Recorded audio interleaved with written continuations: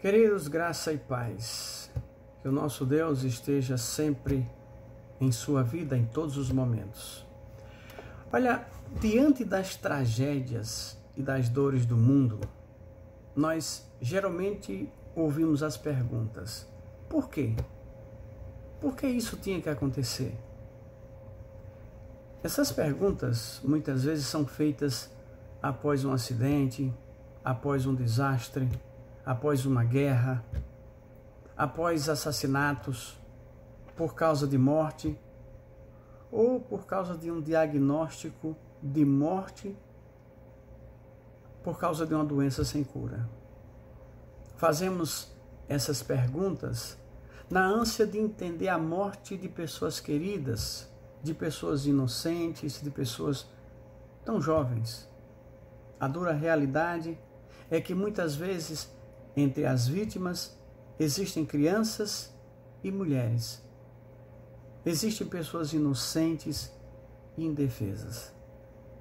Nessas horas, milhões de pessoas acreditam que existe um Deus no mundo, mas acreditam somente para culpá-lo, não para obedecê-lo. E as perguntas, infelizmente, são modificadas por causa da dor, por causa da incompreensão das pessoas. As perguntas, ao invés de ser por que isso aconteceu, elas são transformadas já visualizando um culpado. Como se fosse a obrigação de proteger ou defender todo mundo, as perguntas ficam assim: por que Deus fez isso? Ou por que Deus permitiu isso? Onde estava Deus quando isso aconteceu? Por que Deus deixou que elas morressem? Pessoas inocentes morrem e isso machuca muito nosso coração. Mas temos tantas mortes provocadas pelos homens, tantas mortes provocadas pelo inimigo, que são aceitas como verdade e com mais resignação ou conformismo quando falamos foi a vontade de Deus. O tema de hoje é o Deus das nossas vidas. O texto, Salmo 33:12, um texto conhecido de todos. Eu vi esse texto até mesmo no exército, em Maceió, quando eu servi. Não ele todo, somente uma parte. Feliz a nação que tem o Senhor por seu Deus, e o povo que ele escolheu para a sua herança. Só tem a primeira parte lá no exército. Feliz a nação que tem o Senhor por seu Deus. Em 2004, uma onda gigantesca invadiu, destruiu e matou cerca de 230 mil pessoas na maior ilha da Tailândia, uma ilha chamada de Phuket. Então vamos conhecer o Deus ou os deuses da Tailândia. 88% da população é adepta ou praticante do budismo. 4% são praticantes do islamismo. Mais 4% praticantes de religiões diversas.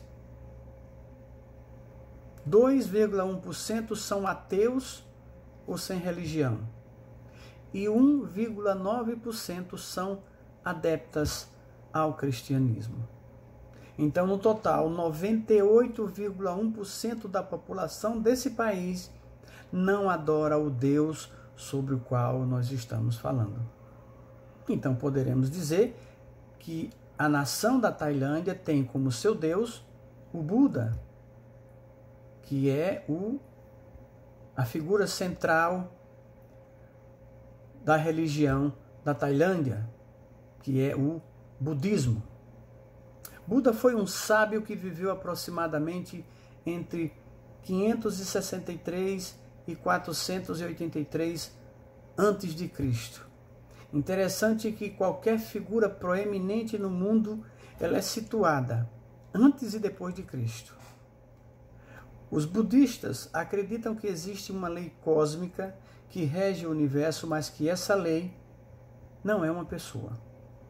E os ensinamentos de Buda, ao afirmar que Deus não existia, direcionou os seus seguidores a adorarem a ele, o Buda. Então os budistas não culparam ou responsabilizaram Deus por causa dessa tragédia, dessas mortes.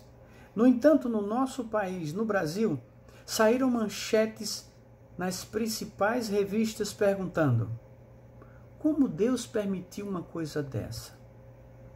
Onde estava Deus quando isso aconteceu? Queridos, as cidades costeiras que vivem na orla sempre tiveram como referência de construção as marés. O nível das águas, maré alta ou maré baixa, sempre é levado em consideração para efeito de construção e proteção das mesmas. E quando se constrói qualquer coisa próximo às águas, nós estamos desafiando a natureza. Agora imagine construir dentro de uma ilha e a vida das pessoas depender de uma maré ou de uma onda. Há muito tempo que a harmonia entre as florestas, as águas e os animais estão sendo destruídos pelo homem. E não tem como fazer isso sem sofrer as consequências. As consequências podem atingir quem provocou ou atingir quem não tem nada a ver com a destruição. A natureza não vai escolher, a natureza não vai atrás. A natureza vai seguir o seu curso e se esse curso foi modificado, quem estiver por perto sofre. Perguntar por que Deus fez uma tragédia ou permitiu que aquilo acontecesse é jogar a irresponsabilidade do homem no colo de Deus. Até mesmo no Brasil, que tenha, na sua grande maioria, pessoas tementes a Deus, mexer na natureza tem as suas consequências.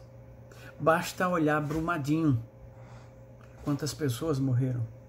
Enchentes e deslizamentos em Garaquatatuba, o naufrágio do Batomuxi, o Césio 137 em Goiânia, e assim por diante. Se a gente for relacionar as tragédias que aconteceram por causa da intervenção do homem na natureza, a gente passaria muito tempo aqui. Feliz a nação que tem o Senhor por seu Deus. Quando temos Deus como Senhor, até mesmo a natureza nós respeitamos, porque a terra feita por Deus é a nossa casa. E se nós destruirmos a nossa casa que Deus nos deu, não teremos onde morar. E enquanto nós interferimos nessa casa, componentes da casa como a terra, deslizamentos, a água, as enchentes e os animais, pragas, irão nos adoecer, nos machucar e matar. É a natureza procurando um lugar para se acomodar. E se não for da forma natural, será do jeito que der. As enchentes, os deslizamentos e as pragas são obras dos homens. Não é castigo de Deus, mas consequências do nosso erro, do nosso pecado. São consequências da nossa destruição. Culpar a Deus é a mesma coisa de depositar um dinheiro no Banco do Brasil e querer sacar no Bradesco. O Bradesco vai dizer: olha, eu não tenho nada a ver com isso. É o homem matando os mares, as florestas, os animais e a si mesmo. Feliz o povo que ele escolheu para a sua herança. O povo que Deus escolhe é o povo que lhe obedece. Desde Noé, desde Abraão, desde a vinda de Jesus para Israel, que é assim. Veio para o que era seu, mas os seus não receberam. Mas todo aquele que o recebeu, deu-lhes o poder de serem chamados filhos de Deus. Receber a Deus é obedecer a Jesus Cristo. Não obedeceu, não recebeu. Então, queridos, Deus não fez o terremoto, Deus não fez os deslizamentos, Deus não provocou a morte das pessoas nos afogamentos. Por que Deus permitiu? Nós podemos responder fazendo mais perguntas. Por que chove para regar as plantas? Porque o sol nasce para fazer essas plantas crescerem. Porque a lua é a orientação para os navegantes. Porque as leis cósmicas imutáveis que Deus criou no universo, Ele mesmo obedece. Se nós queremos destruir a Terra ou parte dela, vamos sofrer por isso. Nós temos a liberdade de escolher o bem ou o mal, o certo ou o errado. Se toda vez que nós fizéssemos o mal, fôssemos castigados, não haveria uma pessoa viva na terra. Onde estava Deus quando isso aconteceu? Onde sempre esteve, onde sempre estará, sentado no trono da sua mansão celestial, esperando pacientemente que as pessoas o amem para que ele possa proteger. Mas se Deus é o nosso Criador, por que ele permite o sofrimento? Vamos olhar Abacuque 1:3.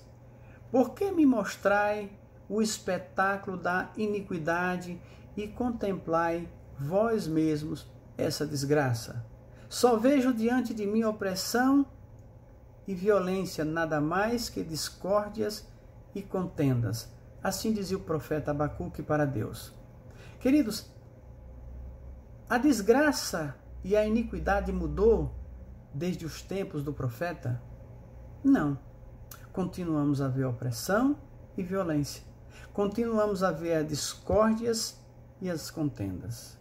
Continuamos a ver a ganância dos ricos e a dificuldade dos pobres, a fartura dos abastados e a fome dos que não têm recursos.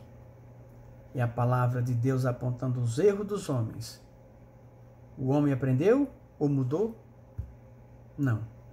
Na terra não vai haver justiça e ordem enquanto Jesus não descer pela segunda vez. De qualquer forma, é dessa maneira que se separa o homem de Deus e o homem do mundo. É dessa maneira que, vendo as facilidades e lucros pelo errado, optamos ou não pelas dificuldades do certo. O homem de Deus será forjado no fogo das adversidades ou desistirá para seguir o inimigo. Os lamentos de Abacuque são ensinamentos para nós. Vejam o que Paulo diz em Romanos 15:4. Ora, tudo quanto foi outrora escrito, foi escrito para a vossa instrução, a fim de que, pela perseverança e pela consolação que dão as Escrituras, tenhamos esperança. A palavra de Deus tem o seu propósito, tem o seu objetivo. Ela foi escrita para nos ensinar, para nos consolar, para que tenhamos perseverança, para que tenhamos fé, para que possamos aprender. Nos dias que Deus não usar mais a sua palavra para nos ensinar, para nos orientar e corrigir, se prepare, porque o final dos tempos chegou. E o final dos tempos chegando, acabou tudo. Orientação, correção, perdão, bênçãos e livramento. É o julgamento final. Enquanto esse dia não chega, vamos continuar sofrendo. Alguns aprendendo alguma coisa, outros não aprendendo nada.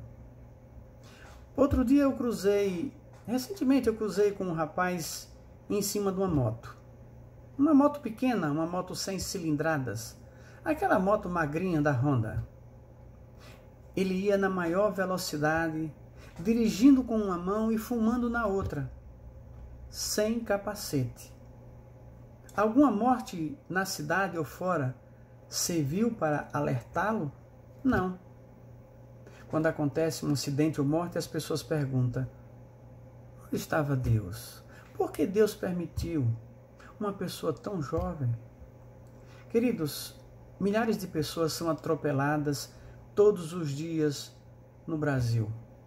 Dependendo da visão de quem julga e de quem foi atropelado, o motorista pode ser liberado ou esperar o julgamento na prisão. E o sofrimento e as perdas continuam dia após dia. No sofrimento nós temos dois caminhos. Primeiro, lamentar, chorar e indignar-se com Deus. No segundo caminho, podemos lamentar, chorar e ver onde nós erramos. Se houver alguma culpa, nunca será de Deus. Veja só Lamentações 3, 39 e 41. Como pode um homem reclamar quando é punido por seus pecados? Examinemos e coloquemos à prova os nossos caminhos e depois voltemos ao Senhor. Não entendam errado. Somos punidos por nossos pecados. Na verdade, os nossos pecados nos arrastam para o precipício, para o abismo. Quando pecamos, nos afastamos de Deus e deixamos o inimigo se aproximar da gente. Sem a proteção de Deus, o inimigo nos machuca, nos mata. Ou machucamos e matamos inocentes. Aquele sangue estará em nossas mãos. Vamos prestar conta dele, a Deus.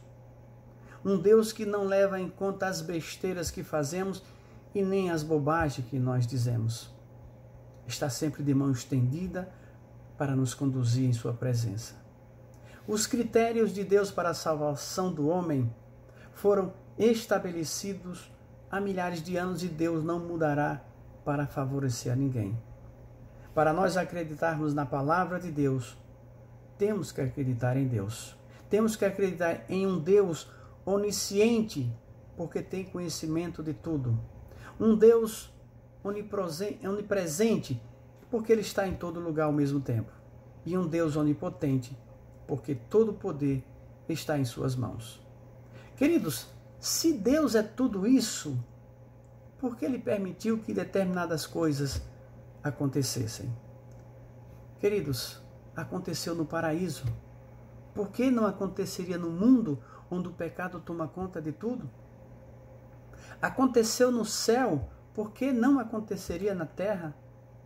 Aconteceu com a morte de Pedro, de Paulo, de Estevão, vivendo a palavra de Deus, por que não aconteceria conosco, vivendo no pecado, na mentira e na traição? E lembrem-se, o que não pode viver junto de Deus, Ele expulsa da sua presença. Por que Deus deixou que as pessoas morressem? A morte, ela é inevitável, mas os verdadeiros servos de Deus sabem que há dois tipos de morte, com Cristo ou sem Cristo. Com Cristo, vida eterna, já que queremos muito mais dessa nossa existência. Sem Cristo, morte eterna, como se nunca tivéssemos existido. Os profetas e Jesus Cristo vieram à terra sofrer e morrer para nos mostrar Deus. E as pessoas olham para o outro lado. Perguntar onde estava Deus em qualquer momento das nossas vidas mostra a miséria espiritual em que nós vivemos. Perguntar onde estava Deus nos momentos de agonia e dor mostra que nós estamos perdidos. Perguntar onde está Deus em qualquer momento simboliza um corpo sem o Espírito Santo, que é a presença de Deus em nós. Se Ele não vive em nossos corações, poderemos realmente procurar a Deus e nunca encontrarmos. Esses pensamentos mostram que estamos realmente sem Deus. O Deus que nos criou, o Deus que nos amou, o Deus de toda honra e toda glória, o Deus da misericórdia, o Pai do nosso Senhor e Salvador Jesus Cristo. Queridos, nós precisamos orar, meditar e lutar cada dia mais para viver a palavra de Deus, para que a frase "foi a vontade de Deus" não seja um engano, seja realmente a verdade de Deus em nossas vidas. Reflita sobre isso. Que Deus nos abençoe.